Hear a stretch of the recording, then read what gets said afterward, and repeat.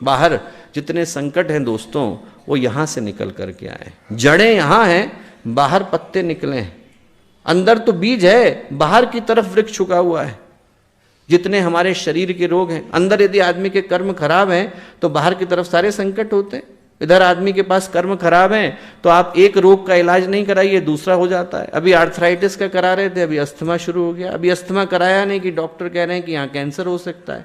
अभी वहाँ का इलाज कराया नहीं कि किसी ने कह दिया कि साहब एक बार आप इनको दिखा करके आओ। समस्या न तो डॉक्टर के इलाज में है और न कहीं और है, समस्या कर्म के अंदर है। ये ठीक बात है कि उसका इलाज भी कराने की आवश्यकता है। पाइप फट जाएगा तो आदमी को पोंछा लगाने की आवश्यकता पड़ती है, पर सिर्फ पोंछा लगाएंगे उससे पानी आना बंद नहीं होगा, पाइप भी ठीक कराना पड़ता है। वैसे ही कर्म भी ठीक करने पड़ते हैं और बाहर का जो मैनिफेस्टेशन है उसको भी रोकना पड़ता है। अंदर यदि कुकर्म है तो शरीर में रोग आ जाते हैं, मन में तनाव आ जाता है, भावनाओं में विक्षोभ आ जाता है, रिश्तों में दरारें आ जाती हैं, समाज में संकट आ जाता है। ये जो बाहर जितना दिखाई पड़ रहा है दोस्तों, ये सब के सब अंदर के प्रोडक्ट हैं। अंदर से जो संकट निकल करके आया वही बाहर अभिव्यक्त हो जाता है, वही बाहर की तरफ घूम रहा है। आप किसी भी शास्त्र को उठा करके देखें तो साधना से सिद्धि का मार्ग एक ही है, परिष्कार का पथ, आदमी को अपने आप को शुद्ध करने का पथ। योग सूत्र पढ़ेंगे तो योग सूत्र में पातंजलि कहते हैं योगस्य चित्तवृत्ति निरोध, कर्म की शुद्धि योग है। आप यदि साधना का कोई और ग्रंथ पढ़ेंगे, गीता पढ़ेंगे, कर्मण्येवाधिकारस्ते मा फलेषु कदाचन, कर्म की शुद्धि गीता कहती है। ज्योतिष को पढ़ेंगे तो ज्योतिष कहता है केवलम ग्रह नक्षत्रम न करोतु शुभाशुभम, ग्रह नक्षत्र किसी का शुभ अशुभ नहीं करते। सर्व आत्मकृतम कर्म लोकवादो ग्रहायते, आदमी के अपने कर्म है, उसको आप चाहे कोई भी नाम दे दो, कर्म हमारे हैं। कर्म खराब है तो फिर जो है शनि की दृष्टि वक्र हो जाती है, कर्म खराब है तो राहु और केतु भी आदमी को गलत तरह से देखते हैं, कर्म खराब है तो काल सर्प दोष आ जाता है, कर्म खराब है तो नारायण नागबली जन्म ले लेती है, कर्म अच्छे हैं तो गुरु उच्च हो जाते हैं, सूर्य प्रखर हो जाते हैं। जो दोष है वो उधर नहीं है, उधर कुछ नहीं। साधना का जो मूल सिद्धांत है वो ये है कि इनर रेगुलेट्स आउटर बीइंग, अंदर आदमी को सुधारने की आवश्यकता है, आंतरिक परिष्कार, बाह्य नहीं। बाहर में बहुत अच्छी चीजें कर लूं, जगह सुंदर कर लूं और अंदर मेरा व्यक्तित्व खराब हो तो आदमी कितनी देर के लिए बैठेगा।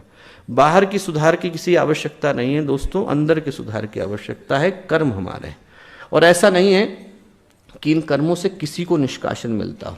हर व्यक्ति, यहां तक कि जहां तक परमात्मा है वहां तक भी व्यक्ति को अपने कर्मों का पुरस्कार या दंड पाने के लिए विवश होना पड़ता है।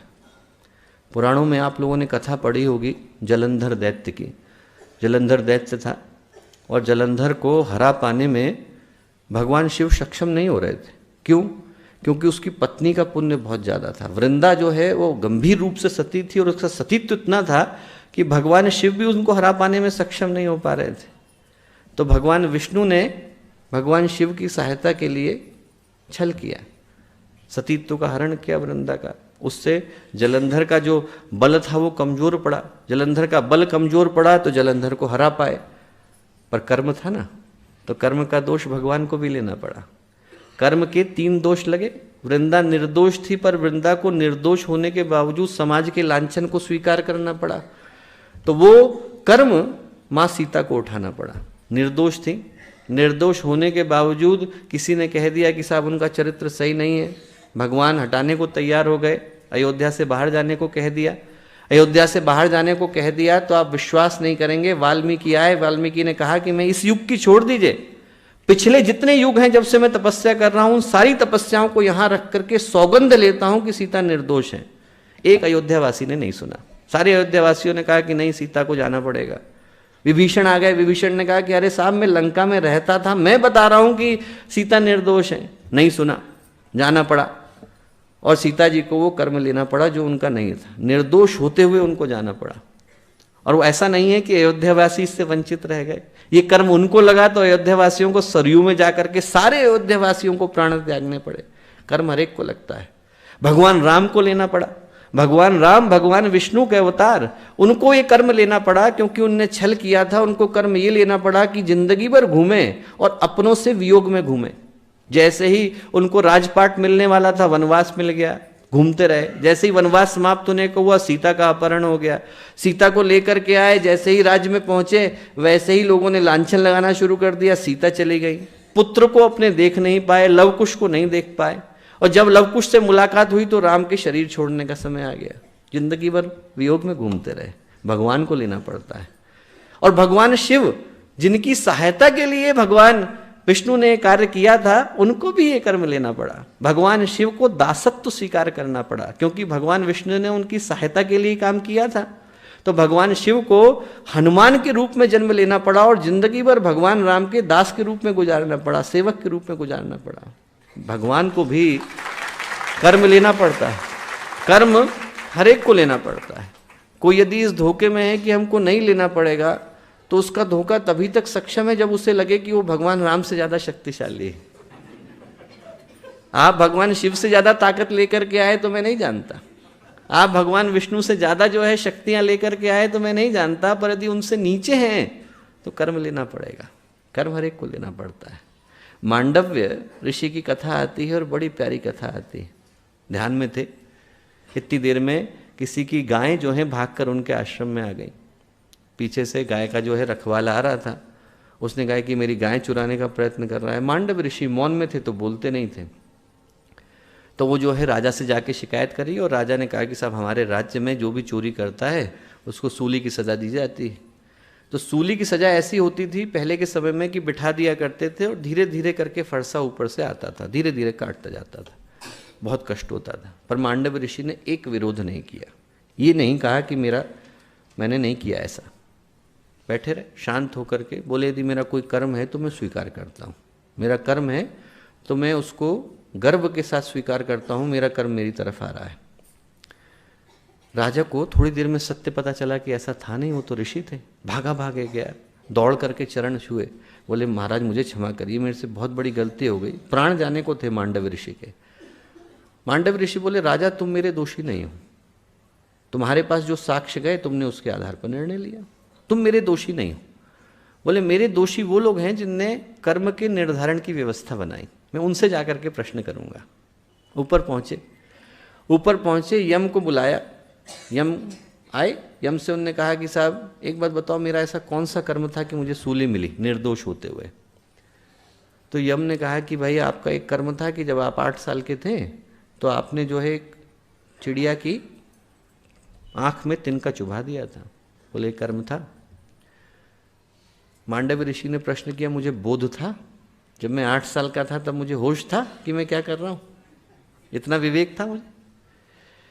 यम ने कहा विवेक तो नहीं था। तो मांडव ऋषि ने कहा कि उस स्थिति में अब मैं निर्धारण करूंगा, क्योंकि अब तुम दोषी हो गए हो।